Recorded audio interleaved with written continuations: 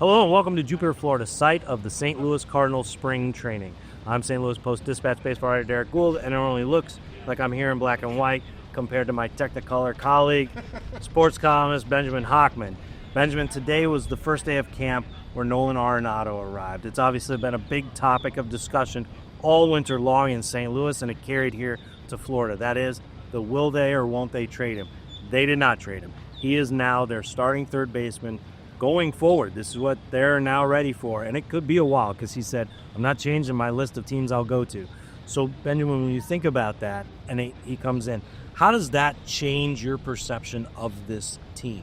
Well, I mean, it's quite weird because we spent from, if you will, October 1st until a couple of days ago thinking that the 2025 Cardinals would be in a reset, and they still are in many regards, and they're putting a lot of money in the minor leagues and all that. But the reality is, Arenado's back, Sonny Gray's back, Wilson Contreras is back, star players who make a lot of money are back, and the Arenado thing, of course, is we've all written about in the St. Louis Post-Dispatch for months now, was going to have a trickle-down effect. If he is no longer a Cardinal, so many other players, if you will, benefit from the at-bats and the playing time and stuff like that. Well, now guess who's playing third? You called it the other day Awkward City. Was it awkward? That was the dateline for your column. Yeah. Welcome to Awkward City. So, was it awkward today? Well, it was more of just the idea of it all is awkward. Here we are at St. Louis Cardinals camp, and Nolan Arenado, the one person we thought for sure wouldn't be here, is here. No, it was not awkward for Mozeliak and Marmol. Christian Gooden, the great photographer from the Post-Dispatch, got a photo of Tremendous photo. Marmol hugging Nolan Arenado. And look, these are professionals. These are millionaires. These are business people.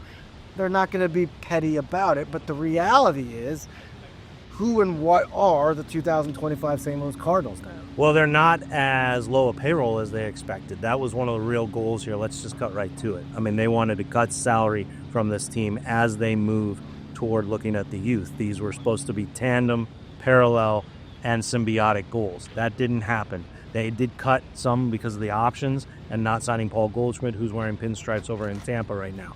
But we've also seen now, as a result, the language change. A reset, quote-unquote, of October has become a transition, quote-unquote, of February. How far are we away from them saying they're contenders in April?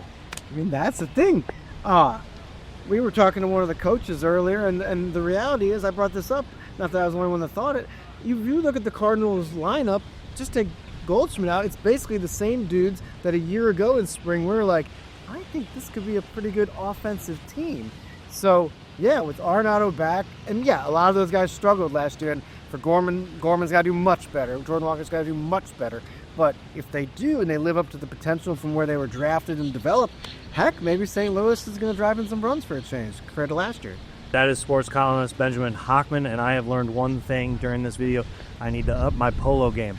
I'm St. Louis Post-Dispatch baseball writer Derrick Goold. Thank you for joining us here from Cardinals spring training camp. Some more coverage to come at stltoday.com.